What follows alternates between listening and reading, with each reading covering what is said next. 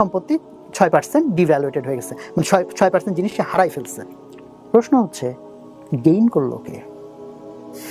কারণ আপনি যদি বলেন ভাই কেউ গেইন করে নাই, এটা তো হইতে পারে না, বিকজ আপনি বিক্রি করছেন বাট কেউ কিনে নাই। Is it possible? আপনি বিক্রি করছেন বাট কেউ কিনে নাই। বিক্রি যদি করে থাকেন আপনি, ডেফিনেটলি কেউ কাউকে কিনতে হয়েছে। যেহেতু সম্পদ ইভ্যাপোরেটেড হয়ে আসমানে চলে যাবে না, কাজে কেউ যদি সম্পদ লুজ করে, someone has to gain. K gain করলো? কেমনে গেইন করলো? কাহিনীটা কি? দেন মনিটরি সিস্টেম পড়তে গিয়ে আমি আবার রিলিজিয়নের দিকে চলে গেলাম। যখন আমরা রিবা, সুদ নিয়ে আমরা ইন জেনারেল পড়ি, আল্লাহ তাআলা কোরআনের মধ্যে মানে লাস্ট আয়াত হিসেবে নাজিল করছেন, কিন্তু কিছু মত পার্থক্য আছে, বাট মেজরিটির মন্তব্য হচ্ছে লাস্ট আয়াত নাজিল করছেন সূরা বাকারার শেষের দিকের আয়াত, যে রিবা মানে সুদের মধ্যে যদি তুমি থাকো তাহলে আল্লাহ আর রাসূলের সাথে যুদ্ধ ঘোষণার শামিল। বাট সেকেন্ড লাস্ট আয়াত যেটা, মানে লাস্ট আয়াতের আগের আয়াত যেটা নাজিল হয়েছে, সেটা হচ্ছে সূরা মাইদার 3 নম্বর আয়াতের মাঝখানের পার্টটা, ওই যে আজকে তোমাদের জন্য তোমাদের দিনকে পরিপূর্ণ করে দিলাম। কেউ জানে না, যদি এমসিকিউ নেওয়া হয় যে কোনটাকে লাস্ট আয়াত মনে হয়, 100 জনে 100 জন টিক মারবে যে তোমাদের জন্য দিনকে পরিপূর্ণ করে। ইট লুকস লাইক যে এটাই কনক্লুডিং। 23 বছর ধরে কোরআন নাজিল হয়েছে। অ্যানালজিটা এইভাবে দেই, ধরেন একজন 23 বছর ধরে লেকচার দিছে, দিয়ে 23 বছর না, ধরেন 23 ঘন্টা লেকচার দিয়ে বলছে ভাই লেকচার পরিপূর্ণ করে দিলাম, দিয়ে লাস্ট আবার বলো ভাই শেষ একটা কথা বলি। তাহলে মানে হাউ সিগনিফিক্যান্ট দ্যাট ইজ। তো আল্লাহ তাআলা বলছেন কোরআনকে আমি পরিপূর্ণ করে দিলাম, তোমাদের জন্য ইসলামকে জীবন বিধান পরিপূর্ণ করে দিলাম। লাস্ট রাত কি মাথায় রাখো, রিবার মধ্যে যদি ঢুকছো সুদ, আল্লাহ রাসূলের সাথে যুদ্ধ। It doesn't make any sense. আমি ব্যাংকে কিছু টাকা রাখছি, সে তারা টাকা ইভেন এত ফেরেশতা যে তারা আমাকে টাকা বাড়ায় দিচ্ছে, সে তো আমার এখানে বরং চার্জ করার কথা, ভাই তোমার টাকা সিকিউর ভাবে রাখছি, আমার টাকা মানে উল্টা তুমি কম নাও। সে আমার টাকা বাড়াই দিচ্ছে, সে এত লোকের কর্মসংস্থান করতেছে, আবার যারা টাকার অভাবে একটা প্রজেক্ট বা কিছু করতে পারতেছে না সেই টাকা আবার তারা ধার দিচ্ছে। হোয়াটস রং ইন দ্যাট? ঠিক আছে, এটার মাধ্যমে কিছু লোক হয়তো শোষিত হইতে পারে, কিছু লোকের হয়তো একটু লস টস হয়ে যেতে পারে, হ্যাঁ ওয়েল ঠিক আছে বুঝলাম, কিন্তু আল্লাহ রাসূলের সাথে যুদ্ধের কি হইলো এটা? হ্যাঁ আল্লাহ বলতে পারে ঠিক আছে এগুলা খারাপ, এটার মাধ্যমে এটা হয়, বাট অনেক মানুষ উপকার পাচ্ছে। যুদ্ধ কিভাবে, এটা আমার বুঝতে হবে, কিভাবে যুদ্ধ হইলো এটা। দেন আমার কাছে আরো ইন্ট্রিগিং মনে হইলো যেটা ফেডারেল রিজার্ভ ব্যাংক, যেটা আমেরিকার যেটা কেন্দ্রীয় ব্যাংক, যারা ডলার ছাপায়। আমি যখন প্রথম জানলাম যেটা একটা প্রাইভেট ব্যাংক, আমার সেটা আনবিলিভেবল যে বাংলাদেশের কেন্দ্রীয় ব্যাংক, বাংলাদেশ ব্যাংক যে টাকা ছাপায়, সরকারি ব্যাংক তাই না, সরকারের কন্ট্রোলে।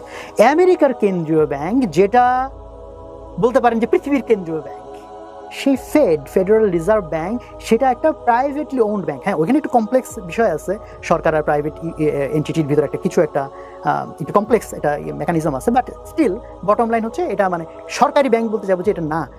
কিভাবে সম্ভব সারা পৃথিবীর সেন্ট্রাল একটা ব্যাংক প্রাইভেট ব্যাংক, আর আমেরিকার লোকজন কিভাবে এই বিলের পক্ষে ভোট দিল এই এটাকে পাশ করানোর জন্য, যেটা private bank will be central bank of this nation. তো এই সব মিলিয়ে মনিটারি সিস্টেম নিয়ে মানে রিলিজিয়ন কানেক্ট হচ্ছে, যে রিবা সুদ, সো ফেসবেল তোমার হচ্ছে সুদ তো খারাপ কিছু না। সো আসলে কি এখানে এমন কিছু আছে? আল্লাহ রাসূলের সাথে যুদ্ধ, হাউ, কিভাবে? এইরকম 3টা টপিক, এই 3টা টপিক যেটা আমি বললাম, একটা সেই এনশিয়েন্ট হিস্ট্রি, একটা বললাম গ্লোবাল পলিটিক্স, এন্ড একটা বললাম মনিটারি সিস্টেম। সো 3টা কিন্তু পরস্পর বিচ্ছিন্ন 3টা টপিক, রাইট?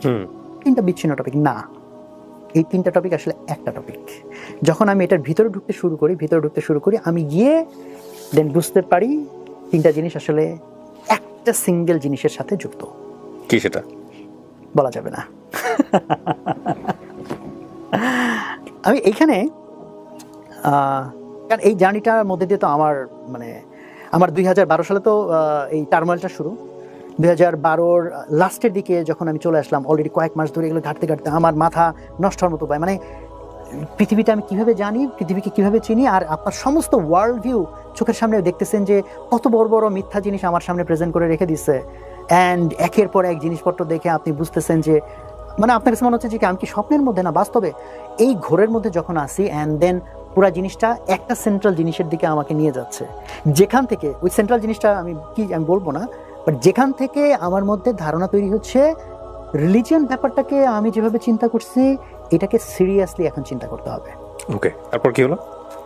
তখন আমি ভাবলাম যে ওয়েল, বাট এত পড়ে আমার কাছে মনে হচ্ছে ওয়েল রিলিজিয়ন যদি সত্যি হয় তাহলে তো আমার জন্য বিপদ। বিকজ আমারই 12 বছরের লাইফস্টাইল, আমি যাদের সাথে মিশি, আমি যেভাবে সাকসেসকে ডিফাইন করি, আমার যা দৃষ্টিভঙ্গি, যাদের সাথে মিশি, সব কিছু মিলিয়ে, কারণ আমি এতদিন ধরে যেভাবে চলছি তাতে আমার কাছে এটা অকল্পনীয় আমার দাঁড়িয়ে টুপি থাকতে পারে, অকল্পনীয়। কারণ আমার অবস্থা এমন হলো যে আম্মা যখন টের পাইলো, যখন আমি ভার্সিটি চলে আসছি যে ছেলে তো নামাজ কালাম সব ছেড়ে, দেন দে গেট টু নো যে ছেলে তো ধর্ম থেকে দূরে চলে গেছে। আমার আম্মা লাস্টে বললো যে তোমার কাছে আমি কিচ্ছু চাই না, ধরো তুমি টাকা পয়সা আমার দিবা কোনো, সেটা তো নাই, যে ধরো তুমি আমার সাথে ইভেন সম্পর্কও রাখবা না, মনে করো যে জাস্ট আমি কিচ্ছু না, তোমার ক্যারিয়ার না, তোমার রেজাল্ট না, কিচ্ছু না, তুমি জাস্ট পুরা নামাজ না, শুধু ফরজটুকু পড়বা। মানে কি পরিমাণ ডেসপারেট আম্মা হয়েছে যে আমি তো আর সে ধরা দিই না, আমি তাইরে নাইরে করি, এই বলি সেই বলি ইত্যাদি ইত্যাদি। আমার যা আসলে যত চোখের পানি আল্লাহর কাছে ফেলছে, হয়তো সেটার কারণে আল্লাহ আমাকে, কারণ আমি যেভাবে একটু টাইপের, একটু তেরা টাইপের, আমার জন্য হচ্ছে নর্মালি জাস্ট বিলিভ করা, এটা আমার জন্য আসলে অনেক টাফ। আল্লাহ আমার জন্য একটা রাস্তা খুলে দিচ্ছেন, যেটাতে যে জার্নির থ্রুতে আমার জন্য এটা ইজি হয়েছে। আদারওয়াইজ জাস্ট বিলিভ করাটা আসলে মানে আমার জন্য ডিফিকাল্ট। ওই জার্নি থেকে তখন আমি বুঝলাম যে হ্যাঁ, রিলিজিয়ন মনে হয় সত্যি, অ্যান্ড এটা সিরিয়াস বিষয়, এটা জাস্ট এমনি এমন কোনো বিষয় না। তখন আমি ভাবতেছি যে আমার তাহলে একটু শিওর হবে, বাট আমি ভাবতেছি যদি রিলিজিয়ন সত্যি হয়, ওয়াও, তাহলে তো আমার পুরো লাইফস্টাইল, কারণ প্রত্যেকের একটা কমফোর্ট জোন থাকে না, তো সেই কমফোর্ট জোন আমার পুরো ভেঙে যাবে, আমাকে কমপ্লিটলি আমার লাইফকে নতুনভাবে চিন্তা করতে হবে। তো আমি ভাবছি থাক ভাই, আমার এত সত্যি টত্যি জানা দরকার, লাইফ যেমনি আছে এমনি যাই। বাট এই যে এত সব টপিক আমাকে যেভাবে পোক করে, তাতে আমি তো আবার ভাবতেছি না ভাই, আমাকে সত্যিটা জানতে হবে, আবার ভাবতেছি ভাই সত্যি জানার দরকার নেই।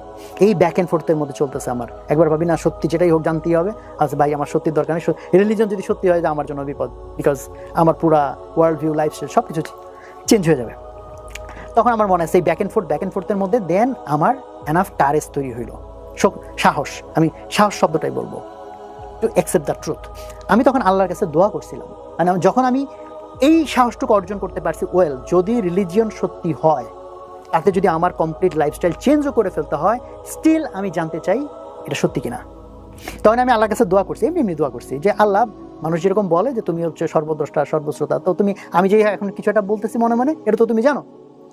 আমি আমার মধ্যে কারেজ তৈরি করছি to accept the truth, whatever the truth is. আমি আমার মধ্যে সেই কারেজটা জমা করছি। Now you show me the path, because আমি এখন সারেন্ডার করছি যে যেটা সত্যি তুমি আমাকে গাইড করো, আমি সেই রাস্তায় চলবো, সেটা চলার জন্য আমি কারেজ জমা করছি। এখন তুমি যদি আমার রাস্তা না দেখাও, তাহলে আমার কোনো রেসপন্সিবিলিটি নাই, ইটস আপ টু ইউ। হ্যাঁ, এরপরে আসলে মিরাকল হ্যাপেন্ড। এরপরে আসলে এমনভাবে ওই যে 3টা টপিক বলতেছিলাম, ওই 3টা টপিক নিয়ে তো তখন আমি একটা জায়গায় আসলে তখন পৌঁছাই নাই, মানে এই দোয়ার পরে আসলে আল্লাহ তাআলা আমাকে এক জায়গায় পৌঁছাই দিছে। এমনভাবে লাইফে এমন সব ঘটনা ঘটতে শুরু করলো, এমনভাবে বিভিন্ন অ্যাঙ্গেল থেকে আমার কাছে নলেজ আসতে শুরু করলো, এটা এক্সপ্লেনেবল না, এটা আই ক্যানট এক্সপ্লেইন ইট। হ্যাঁ, কেউ বলবে হয়তো যে ভাই আপনি কোনো একটা কিছু জানতে চাইলে ফোকাস করলে তখন রিলেটেড জিনিস আপনি খুঁজে টুজে পাবেন। আমি ওই থিওরি জানি, ওগুলার আমার এক্সপেরিমেন্টও আছে, বাট জানি আমি সে সাথে এটাও বলতেছি যে না, this is not like that, it's a complete. আমার লাইফে এটা একবারই হয়েছে, পরের বার আরেকবার ওইটার ছোট্ট একটা ভার্সন ঘটছে, বাট আল্লাহ যখন গাইডেন্স দেয় সেটা জিনিসটা কেমন হইতে পারে, ইট ওয়াজ কমপ্লিটলি ডিফারেন্ট একটা বিষয়। যারা বিলিভার না, তারা এইসব বিষয়কে, আপনার এই বলাটাকে, আপনার এই এক্সপ্রেশনকে অনেক হাস্যরসাত্মক জায়গা থেকে দেখবে, এটা আপনি জানেন। হ্যাঁ, আমি কখনো publicly, this is for the first time আমি এইটুকু বললাম এটা আমি, এবং এই জন্য আমি এটা পাবলিক, এই কোয়েশ্চেনটা মোস্ট কমন কোয়েশ্চেন আমার কাছে, যে ভাই আপনি কেমন রিলিজিয়াস হইলেন, আমি এড়ায় যাই, বাট এই ফর দ্য ফার্স্ট টাইম আমি কিছুটুকু জাস্ট কোয়েশ্চেন্সগুলো বলছি, দেন ওই কোয়েশ্চেনের অ্যান্সারগুলো ওটা। এবং আপনার এই ভিডিওটা নিয়ে আমি যতদূর জানি, যে আমি যখন প্রচার করব এই ভিডিওটা নিয়ে, হয়তো ওই ভিডিওর পার্টিকুলার কোনো অংশ কেটে নিয়ে অনেকেই হয়তো অ্যান্সার দেওয়ার তৈরি করবেন। এই 3টা বিষয়, যে 3টা বিষয় আপনি বলেছেন, এগুলো নিয়ে অ্যান্সার দেওয়ার জন্য চেষ্টা করবেন, যারা আসলে আলটিমেটলি বিলিভার না, কিংবা বিলিভার হলেও যে সায়েন্সের জায়গা থেকে এগুলোর ব্যাখ্যাটা কি, খুব চমৎকারভাবে ব্যাখ্যা দেওয়ার চেষ্টা করবেন। এগুলো আপনি জানেন, আমি জানি, মানে আমি জানি এই জিনিসগুলো হবে, কারণ ইউ আর ভেরি নোন। এবং আমি জানি না এই ভিডিওতে সম্ভব হবে কিনা, বা পরবর্তীতে আপনি এগুলোর অ্যান্সার নিয়ে কোথাও আসবেন কিনা, বাট আমি আজকে নিয়ত করতেছি, সেটা হলো যে এই 3টা কোশ্চেনের অ্যান্সার আপনি কি জানেন, সেটা আমি আপনার কাছ থেকে জানবো। এবং আপনি যদি আমাকে জানাতে চান, ডেফিনেটলি আমি আপনার সাথে ব্যক্তিগতভাবে বসবো এবং আমি জানবো, ইনশাল্লাহ।